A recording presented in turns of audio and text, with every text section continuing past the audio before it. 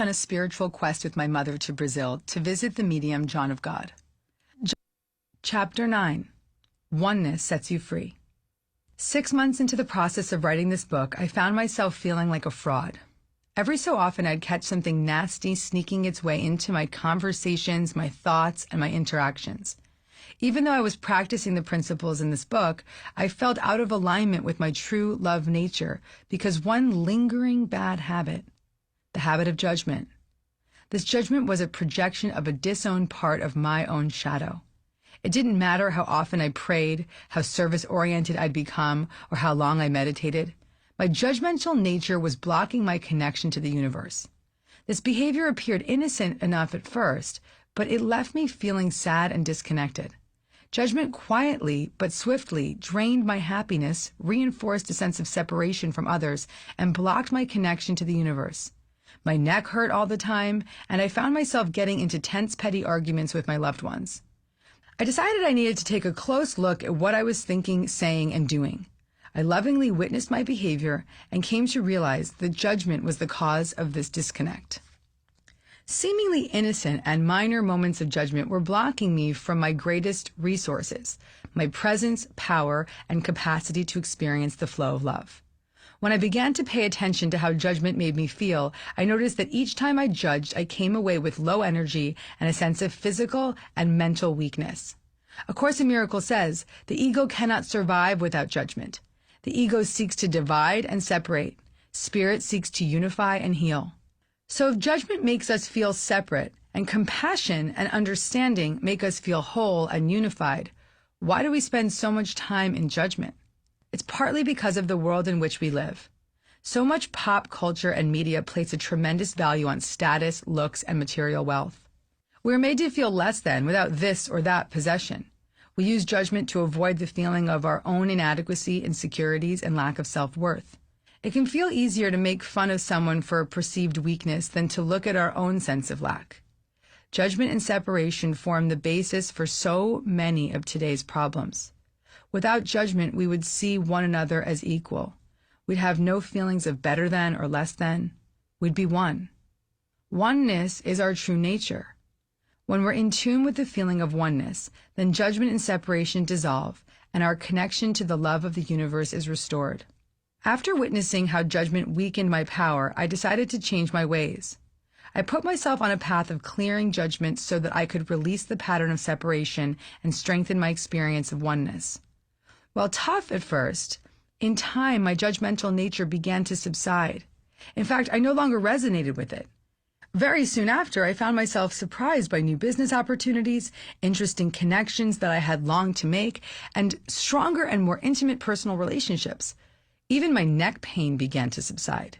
Freeing myself from judgment instantly cleared the space for more love.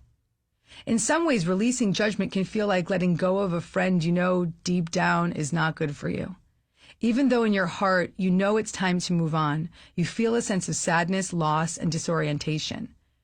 It can be scary to fully let go of judgment because it is a pattern that we grow to rely on. We use judgment to avoid the feeling of our own inadequacy, insecurities, and lack of self-worth.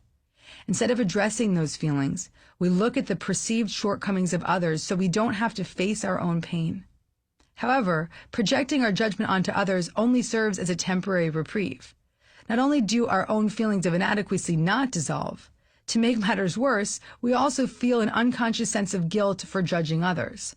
Whenever you become aware that you're not feeling at peace and your life isn't flowing naturally, that's a clue that you've decided to align with the wrong mind of judgment. Judgment shows up in many ways. For instance, anytime you think another person is your source of happiness or pain, you're in judgment. Often judgment shows up as jealousy, comparison, and envy. Judgment can be sneaky, presenting itself as justification for condemning someone you believe has wronged you. However, this judgment is what keeps us in the illusion that we are separate from one another. I experienced this lesson firsthand at a dinner party. My husband and I went to a friend's home for a get-together. When we arrived, we were escorted into a small room with 6 people eating appetizers and having drinks. There was a woman in the group who seemed to be dominating the conversation. She was speaking loudly, boasting about her career, and making sure that the conversation revolved around her. This behavior really triggered me. I kept thinking, who does she think she is? Why is she speaking so loudly? How can I get a word in? To combat her bombastic behavior, I started to speak loudly too. I made sure everyone knew who I was and how much I had going on. I went out of my way to be seen and heard. I was so annoyed by this woman, and I became determined to make sure I could get my voice heard. Soon after, we sat down to dinner. Thankfully, the annoying woman was seated at the opposite end of the table, so I wouldn't have to listen to her ridiculous stories. Although she was far away, I noticed her staring at me throughout the meal. This made me even angrier. Why is she staring at me? After dinner, everyone stepped outside to have more drinks. Because I've been sober for nearly 10 years, I stayed inside. At the moment, the annoying woman walked over to me. Ugh, I thought. She walked up to me and said, "I noticed that you don't drink." I replied, "No, I've been sober for nearly a decade." She responded, "Me too. I've been sober for 7 years." In that moment, all separation dissolved. I recognized myself in her. I was able to see my judgment of her as a mere reaction to a disowned part of my own shadow. Her need to be seen was my need to be seen. Her attention-grabbing behavior was mine too. We were both recovering alcoholics looking for approval and at the same time healthy, sober women proud of our recovery. Her darkness and her light were a reflection of my own. When I was able to recognize myself in her, all boundaries dissolved into oneness. This experience was a great universal lesson in releasing judgment. What you judge in others is a reflection of what you judge in yourself, whereas what you love in others is a reflection of your light. As Yogi Bhajan said, recognize the other person is you. This experience was a huge universal lesson in releasing separation. My hope is that I no longer have to go this far to remember oneness. I hope I can become more mindful of my judgmental behavior and set myself free. To truly reap the benefits of this practice, you must be open to releasing judgment in every area of your life. You can't let go of judgment except for your boss or your mother-in-law or yourself. You must surrender it all. In some areas of life, it will feel easy to let it go. In others, you'll hold on tightly. Don't worry, this is natural. Freedom from judgment can offer you so much of what you desire. Physical pain can subside, you'll experience emotional and spiritual healing, and a deep connection to the universe will be restored. A Course in Miracles says, you have no idea of the great release and peace you will feel when you totally give up judgment. Therefore, releasing judgment is crucial if you want to be happy and free. My 4-step process will show you the way. When you commit to following the process and become willing to let go of judgment, all of it will begin to dissolve. Universal lesson. You must be willing to shed old patterns and embrace a new way of being. The lessons in the earlier chapters have prepared you for these steps. You've begun to clear the space to perceive your life with more love and deepen your connection to the universe. Releasing judgment will guide you even closer to that connection. Take a moment to access the place within that led you to pick up this book. You are guided here through your conscious or unconscious desire to feel free, to feel happy, and to reconnect with your true nature. Let that fierce desire support this process so that you can fully commit to the steps ahead. Follow this process and clear the tension, negativity, and stress that are blocking positive flow in your life. Step 1. Witness your judgment without judgment. By this point in the book, you are aware that the way you feel either blocks or attracts love into your life. When I started to witness how my judgmental nature made me feel, I could easily identify why my life wasn't flowing.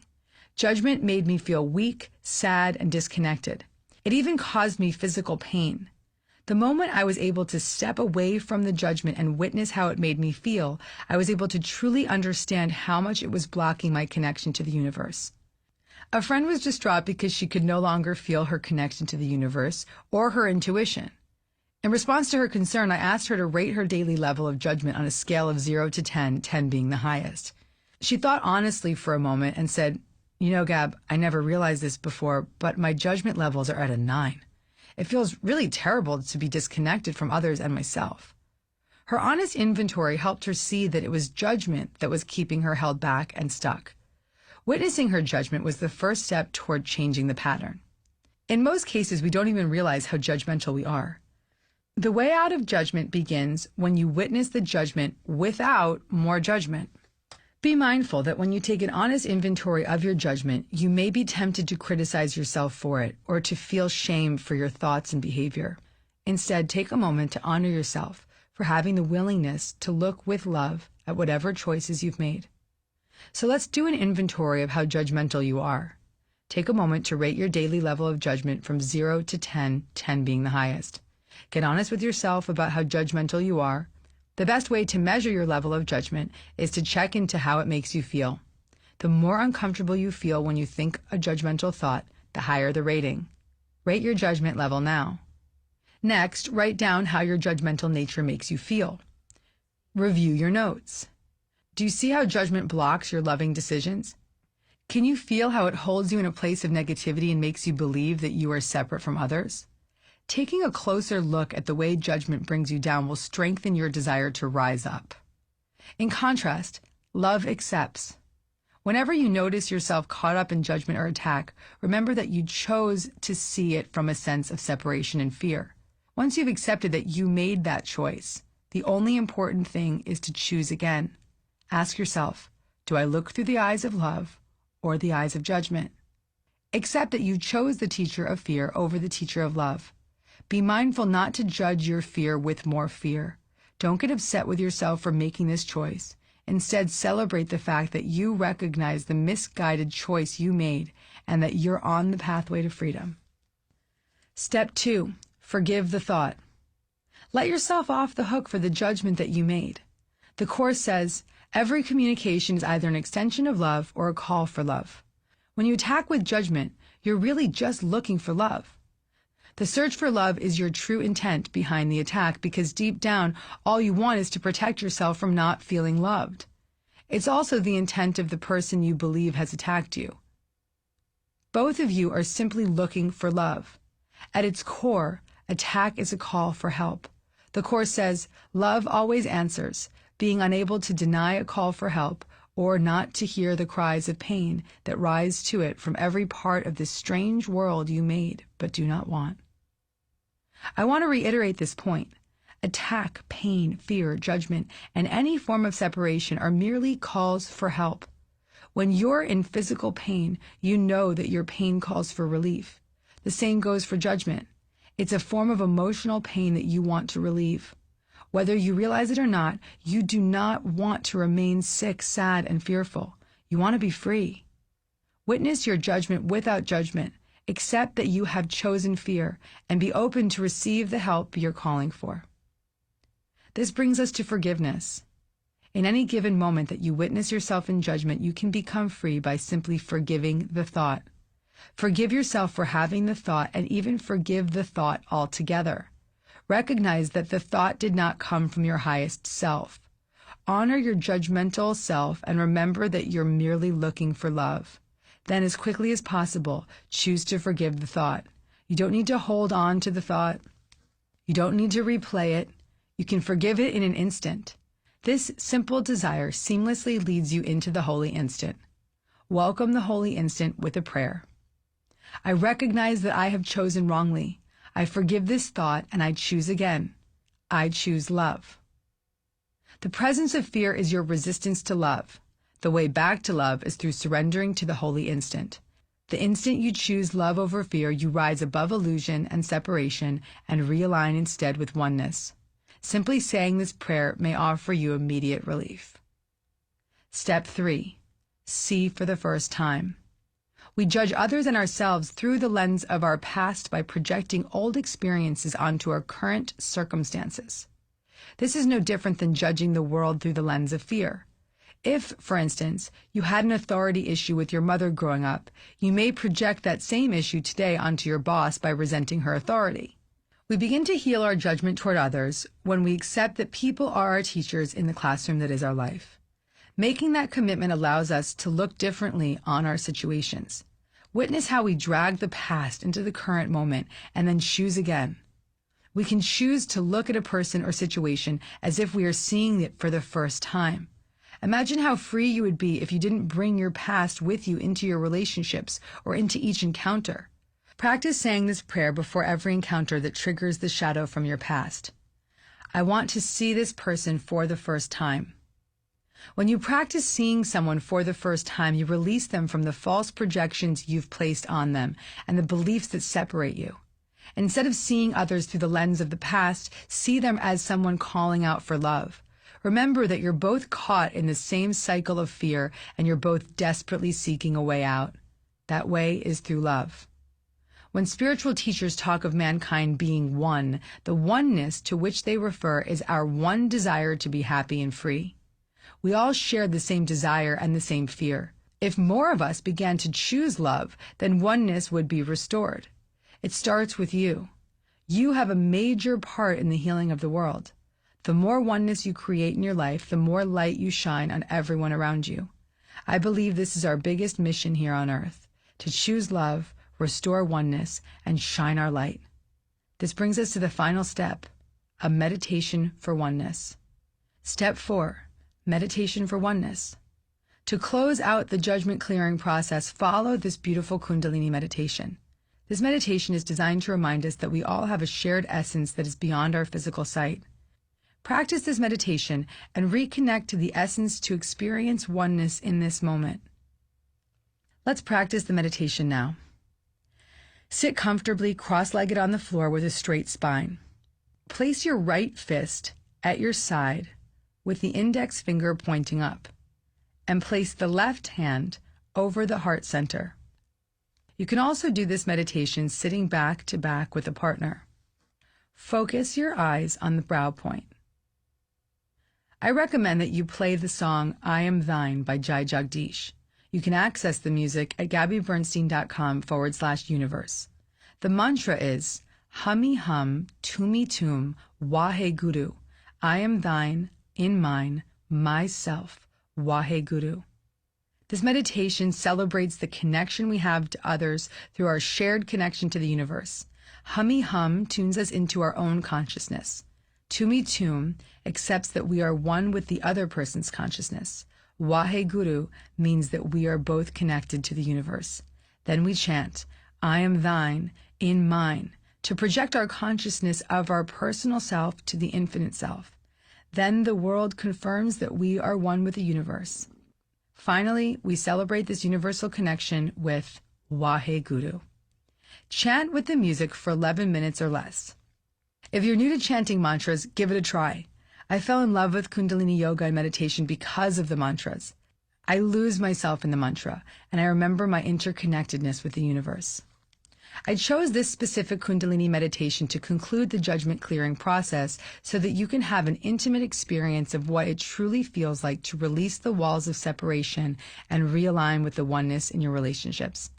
Practice these 4 steps and stick around for the miracles. Freedom is available to you instantly. It will continue to unfold as you stay committed to releasing judgment. Remember that judgment is a nasty habit. The more you practice these principles, the weaker the habit will be and the more freedom you will experience. I recently had a wonderful experience putting my 4-step process into practice. It was at an 11-day spiritual retreat in San Diego. When the course was complete, I felt awesome and super connected to the universe. But then I arrived at the airport to return home and saw that my flight was delayed 3 hours. It didn't even faze me because I was still in a high vibe zone from all the meditating and spiritual lessons I'd practiced that week. I sat down to read and relax while I patiently waited out my delay. An hour later, it was announced that the flight had been delayed 12 more hours. My noon flight would now be leaving at midnight, which meant I'd have to take a red-eye back to New York. Even though I hate red-eyes and airports in general, I maintained my calm and surrendered to the change in plans. I had 8 more hours to spend in the airport, and I did my best to relax and get some work done. An hour later, I went to the desk to ask about my flight. The attendant replied with a negative attitude and brushed me off as if I was wasting her time. Immediately, this sent me into an ego separation, aka diva mode. I jumped into judgment and began thinking thoughts like, how dare you treat me like this? Separation, judgment, and attack set in. To avoid making a scene, I walked away to grab dinner. An hour later, I returned to the gate to get the update on the flight. By this time, I'd been in the airport for more than 7 hours, and I had several more hours to go. I was doing my best to maintain my Zen attitude, and I peacefully walked up to the desk to ask the attendant for guidance. There were 2 new flight attendants standing at the desk, but as I walked up, the rude attendant from earlier stepped in. She looked at me with an attitude of disgust and said, "What do you want now?" This sent me into a tizzy. I looked at her and said, "You know I've been here for 7 hours and my flight has been delayed for 12. You know I'm exhausted and I'm desperate to get home. The least you could do is be polite." She went on to assert her authority and tell me that I had been asking too many questions and I needed to calm down. At this point, I got a serious attitude and replied, "I'm one of this airline's best customers. I would hope that you could be kinder given my 12-hour delay." She wasn't interested in my response or my nasty tone. At that point, I stormed off. Raising my voice and fighting back did not feel good. The moment I walked away from the desk, I burst into tears. I felt defeated, exhausted, and sad. I sat down for a moment and tapped into my body. I asked myself why I felt so sad. Was it because I didn't get my way? Because I was disrespected? No. I felt this way because I succumbed to the ego's sense of separation. I let judgment take the lead. This moment of recognition and my willingness to see my part in the situation was the first step in clearing the aftermath of my judgment outbreak. The second step was my acknowledgement of how this judgment made me feel: disappointed, physically ill, and saddened. I was ready to move into the third step of letting go of the shadows of the past. In that moment, I decided to see the airline attendant as if I was meeting her for the first time. I chose to see her with no separation. Rather than perceiving her as separate, I chose to see her as one with me. Once again, I heard the words of Yogi Bhajan ringing in my ear: "Recognize the other person is you. Recognize the other person is you." For further guidance, I called on the Holy Instant for support. I said my prayer: "I recognize that I have chosen wrongly. I forgive this thought and I choose again. I choose love." Instantly, I felt better. I guess that's why they call it the Holy Instant. I sat in the meditation, listened to my mantra, and allowed the presence of love to settle back in. A glowing sense of peace passed over me. I no longer felt resentment and instead felt a deep connection. I heard the voice of my inner wisdom say, "She is you. Her pain is yours. Her suffering is yours. And you both want the same thing: to return to peace." I came out of my meditation and the judgment had lifted. I could see her as me, and I was free. At this point, I calmly read my book and relaxed. A little while later, when I walked past the front desk where she sat, I felt a presence behind my shoulders slow me down. Without thought or planning, I stood in front of the desk, looked her in the eye, and said, "I apologize for speaking to you that way. It was inappropriate, and I hope you can forgive me." She smiled with joy and replied, "I'm sorry you're having such a hard day, and please let me know how I can make it better." This was a miracle moment. I left the airport that night exhausted, hungry, and a little closer to God. This practice of releasing judgment dissolves all boundaries with love. It brings us back to the truth that we're all in it together. We all suffer. We all feel unworthy and abandoned. Calling on the Holy Instant allows us to remember that we are all the same, and so we should be kind to one another. Identifying this sameness is what allows us to shift our focus from separation to love. The same way we share the thought system of fear, we also share the loving mind. Most important, we share the same capacity to choose love over fear. As my dear teacher Kenneth Wapnick said, "We see that we all have the same interest of awakening from the dream of unkindness and returning to the kindness who created us kind."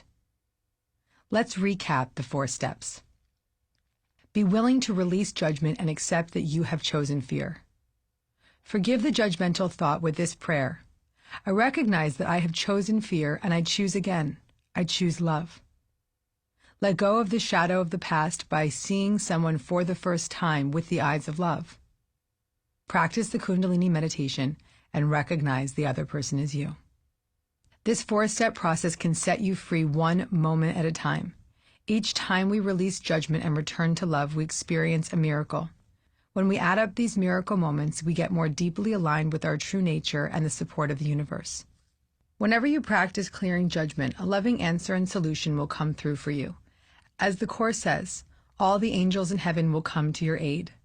Let love guide everything you say and do. In Chapter 10, I guide you to see how your conscious connection to love can clear the path for peace and harmony. Chapter 10. You are the universe. I once spent a week in a training course with my friend and teacher Deepak Chopra. The first day of the training, Deepak told us to pair up with a partner and then ask each other a series of questions. My partner was a young woman named Elsa. During the exercise, one partner was asked to whisper a question again and again in the other person's ear, and their partner was meant to respond with whatever thoughts jumped into their mind. We began the exercise with the question, "Who are you?" Slowly, Elsa began to whisper in my ear, "Who are you?" And my response was, "I am Gabrielle Bernstein." She went on, "Who are you?" I replied, "I'm Gabby." She repeated this question a few more times, and I continued to respond with answers that described me, my personality, and who I perceived myself to be in the world. Then Elsa moved on to the next question. "What do you want?" I replied, "I want a snack." She continued, "What do you want?" I replied, "I want a nap." This ridiculous Q&A went on. "What do you want?" "I want a full night's sleep." "What do you want?" "I want a coffee." "What do you want?" "Did I say I want a nap?" After several rounds of questioning, we ended the exercise and went back to our seats. I remember feeling terrible afterward. I thought, I'm at a spiritual retreat and all I can think about is when I can get a snack. I didn't have much time to lament my poor performance during the exercise because Deepak immediately led us into a group meditation. He guided us to repeat a mantra and release any attachments we had to the previous exercises. Within a few minutes, I began to feel relief. Then I slipped into a silent place of stillness in between the thoughts. The space where nothing matters. The space where I feel free. I relaxed into the stillness and let go of all the pretenses I'd built up around myself. In that moment, I was one with the universe. Suddenly, a loud inner voice spoke up and said, "I am one with the universe, and I want to get closer to consciousness." I had realigned with the energy of the universe long enough to remember my true nature. I came out of my meditation remembering that I am one with the universe, and I want to get closer to that truth. This involuntary response instantly brought me to tears. In the presence of truth, all fear disappeared, all separation released, and all judgment dissolved. In that instant, I was free. Later that week, during my training with Deepak, I had the opportunity to sit down with him for a private conversation. I told him about all the spiritual quests I'd been on, all the paths I had chosen, and all that I had believed to be true. I said, "Is it okay that I've followed A Course in Miracles, Kundalini Yoga, John of God, and many other spiritual thought systems? Is it okay that I haven't committed to one specific path?" He replied, "Of course it's okay. You do whatever it takes to get closer to consciousness." Deepak was right. Our work is to do whatever it takes to get closer to consciousness, and each of us does it in our own unique way. Every exercise in this book has been a gentle guide bringing you closer to consciousness to remind you of who you truly are. You are the loving energy of the universe. This truth can blindside us when we least expect it, in fleeting moments on our meditation pillow, or in an instant when we choose to release judgment and forgive. Wouldn't it be nice to feel that connection more often? Our connection to love is often just a whisper amid the noisy chaos of our mind.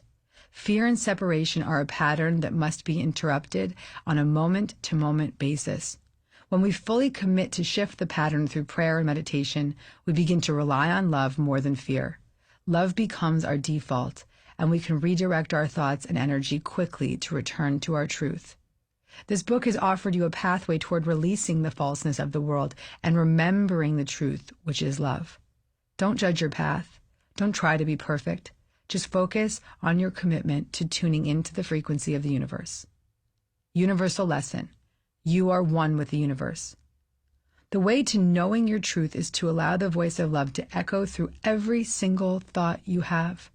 Even when you detour into fear, which you will do all day long, commit to the voice of love the moment you witness that you've chosen wrongly. Don't tolerate the fearful wanderings of your mind any longer. Make love your priority. Think about how different your life would be if you were fully committed to love throughout the day. Imagine waking up in the morning and instead of turning on the news, over-caffeinating and checking your phone, you began the day with a devotion, a prayer, a meditative moment. My teacher, Marianne Williamson, says, when we give time to a quieting experience, we have a different life because we have a different nervous system. Tuning into the love of the universe lowers our stress levels, restores our cells, and reorganizes our energy. Conscious contact with love interrupts the pattern of fear and returns us to our true nature. Although this book may seem as if it contains many lessons and exercises, there's really only one. Choose love. Each practice brings you closer to it. Each prayer, meditation, and exercise helps you shift your focus away from perceiving yourself as separate from the love of the universe. The Course teaches fear can never enter in a mind that has attached itself to love. Each time you shift your focus back to love, you release your sense of separation and realign. When you're in alignment with the love of the universe, peace cannot be disrupted. No person, situation, or circumstance can take away your peace of mind. This isn't an easy concept to grasp because we believe so deeply in fear and separation. We believe we can be harmed and we protect ourselves at all costs. At the level of the mind, we can never be harmed because in any moment we can choose love.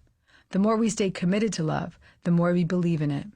I can say this with conviction. I have committed my life to unlearning fear and releasing my separate perceptions of myself. Each new day offers me great spiritual assignments that when faced with prayer and devotion bring me closer to consciousness. Even in this moment as I read these words, I'm reinforcing that connection. We are all connected in that we have the same problem and the same solution. Our problem is that we detoured into fear and believed we are separate and unsafe in this world. While we may have this problem, we also have the same solution. The solution lies in the decision-making part of our mind that chooses love. It doesn't matter where you are on your spiritual journey. Whether you're a long-time spirit junkie or a first-time reader, you can accept this truth now. You are one with the love of the universe. Our spiritual path leads us to spiritual sight. This is when we begin to relinquish our faith in our perceptions of the world to see strength rather than weakness, oneness rather than separation, and love rather than fear. At the beginning of this book, the voice of love was probably distant and hard to hear. But the more you lean toward love, the more you begin to see with spiritual sight, listen with the voice of love, and live more joyously and free.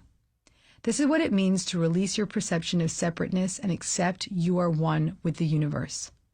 Stringing together those moments of true connection is how we begin to see the world through the lens of love rather than the lens of fear. Even when situations baffle us, we have the power to quickly return to love. Now is the time to crank up the volume on your truth and turn down the volume on the voice of fear and separation. So choose it. Fully surrender to your spiritual nature, your purpose, your passion, and a deep connection to the universe. By this point in your practice, you're ready to embrace your true connection. These steps are designed to deepen your faith that you are one with the love of the universe. Step 1. A prayer for truth. Prayer is the pathway to love. This prayer acts as an intermediary between your feelings of separation and your truth. Use this prayer as an invisible guide back to love. Let each word sink into your psyche. Recite this prayer out loud to yourself. A prayer for truth. I call on the energy of the universe to guide my thoughts back to love. I surrender the false perceptions I have placed upon myself. I forgive these thoughts and I know that I am love. I am peace. I am compassion. I am the universe. Following the prayer, settle back into the energy of love through the following meditation. Step 2. Meditation to connect to the universe. You can open up your heart to love through this beautiful Kundalini meditation. This meditation will foster a deep emotional and physical connection to the universe. Kundalini is the yoga of awareness. I'm a student and teacher of Kundalini Yoga because the meditations and practices instantly bring me closer to consciousness. This Kundalini meditation will move stagnant energy and get you directly aligned with the universe. The posture in the meditation opens your heart to reconnect you to your true nature and oneness with the universe. I recommend practicing this meditation with the song Hallelujah, found at gabbybernstein.com/universe. Old Gypsy way of calling on the spirit of Mother Earth, originally taught by Yogi Bhajan on July 4th, 1994. This meditation is meant to help you invoke the loving spirit of the universe. Sit comfortably cross-legged on the floor with a straight spine and a straight neck. Raise your arms up 60 degrees from horizontal, elbows and wrists straight. Stretch the body forward slightly from the plane of the body. The angle of the palms follow the angle of the arms. The fingers are straight and together, thumbs relaxed. A picture is available of this posture at gabbybernstein.com/universe. Stay still and imagine a flame at the heart center. Breathe consciously, long and deep. Sit in this meditation for 3 minutes. To end the meditation, inhale deeply. Hold your breath for 15 seconds. Exhale. Inhale deeply. Feel in your connection to the universe. Hold your breath for 15 seconds. Exhale. Inhale deep. Feel the taste of the sweetness of life. Hold for 15 seconds. Exhale. Following this meditation, lie on your back and rest for several minutes. This is called Savasana. I believe that Shavasana is the most important pose because it's where we can relax into the energy of love. Take your time to lie on your back with your palms facing upward and allow the presence of light and love to pour through you. It's possible that you may feel a tingling sensation in your palms given the activation of your hands in the meditation. Let the loving flow of energy pass over your body and relax into Savasana. In these moments of genuine release, you can reorganize your nervous system and realign your connection to love. Step 3. Truth is your name. After several minutes of rest, slowly bring your awareness back to your body. Roll your wrists and ankles in circles and gently come to a seated position. In this seated position, continue to feel your connection to the universe.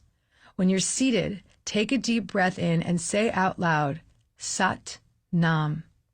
Closing a practice with this Kundalini mantra identifies your truth. Sat means truth. Nam means name. The mantra is translated as truth is my name. It is simply an acknowledgement that the magnificence of the universe is the truth of who you are. Following this practice, you may feel a deeper sense of interconnectedness. If even for a fleeting moment you felt free, then you're one moment closer to consciousness. Yogi Bhajan said, "In the flow of deep meditation, my nectar thoughts are filled with God."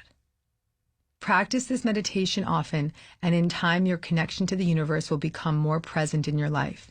You may even want to practice it for 40 days straight. This meditation has the power to offer you a direct line back to your spiritual nature. It can remind you that you are the light of the universe. In any given moment, you can remember your truth by returning to your mantra, Sat Nam, or the translation, Truth is my name. To remain happy and free, we must be in communion with our truthful connection as often as possible. This gentle reminder will bring you back home. Practice repeating the mantra Sat Nam whenever you're out of alignment with the universe. The vibration of the mantra Sat Nam manifests truth into your physical experience. The vibration of Sat reaches up to the ether, calling on your connection to the universe. Nam is a grounding vibration that acknowledges that you can bring the energy of the universe into your day-to-day experience of the world. Bring forth your truth in every corner of your life. Bring peace with you wherever you go. Step 4. Walk the path of humility. To truly flourish on your spiritual path, you must embody humility. Knowing that you're one with the universe means that you accept that you're not more special than or separate from others. This may be one of the most challenging spiritual assignments as we've grown to believe in the stories of who we think we are. Humility doesn't come easily. At least it didn't for me. While I spent many years deeply committed to my spiritual path, I was equally committed to the outward pretenses I'd built up around myself.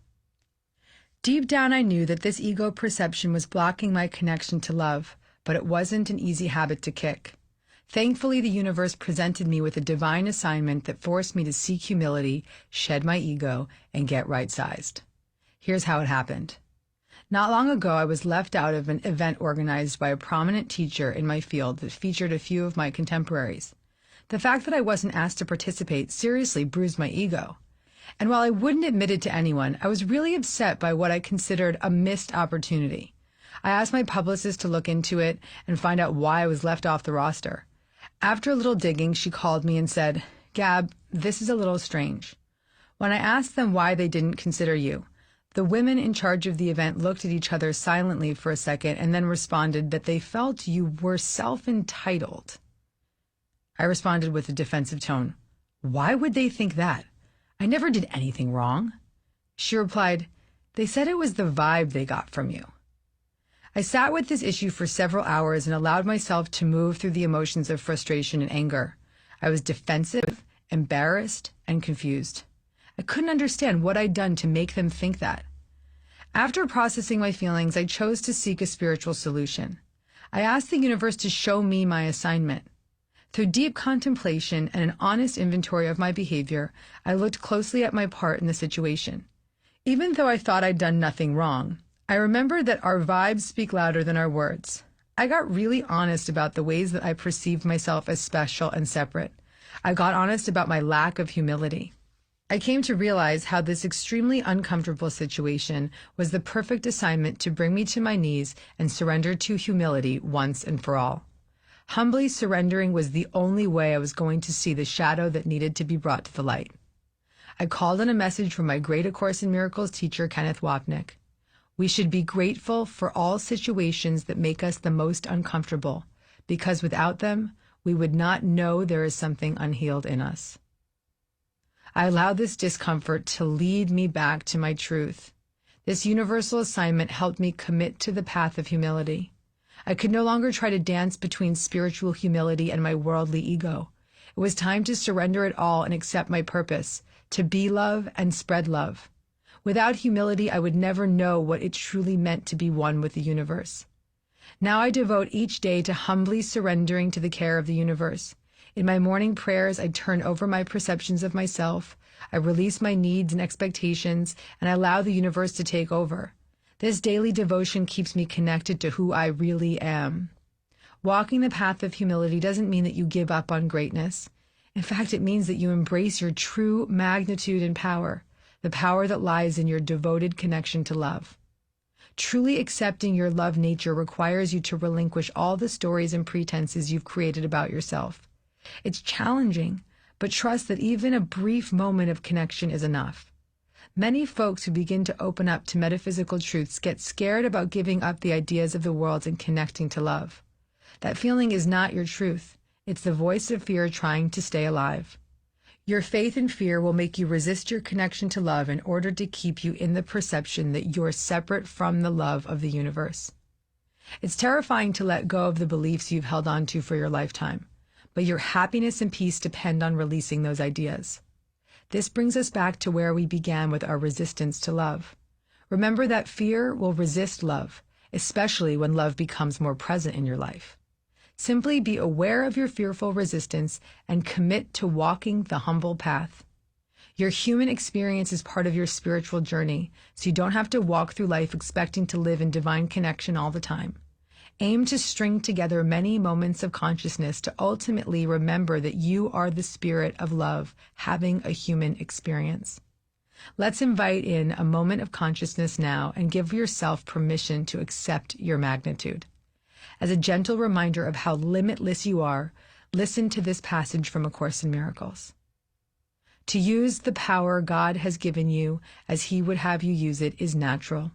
It is not arrogant to be as He created you, but it is arrogant to lay aside the power He gave and choose a little senseless wish instead of what He wills. The gift of God to you is limitless.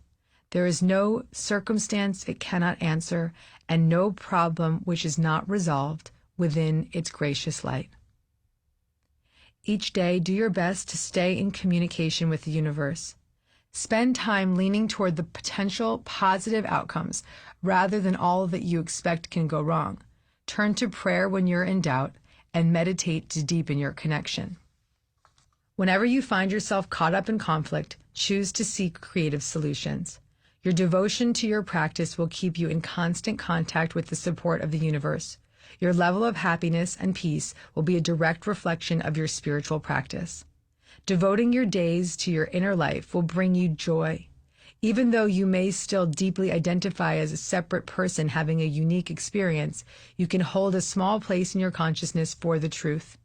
That belief is enough to keep you on the path. Let's recap the lessons from this chapter. Do whatever it takes to get closer to consciousness. Experience your interconnectedness.